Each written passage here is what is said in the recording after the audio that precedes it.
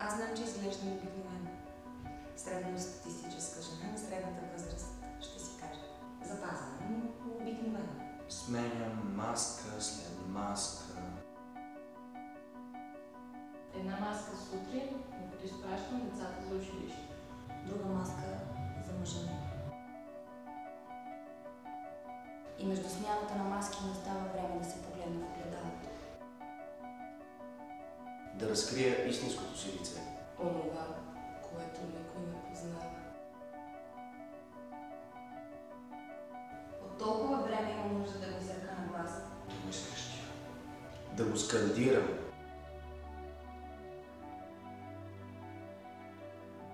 Имам нужда да го кажа на себе си, на вас, на света.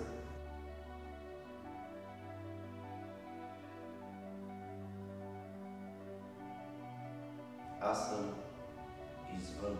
Аз съм извън. Извън. Аз съм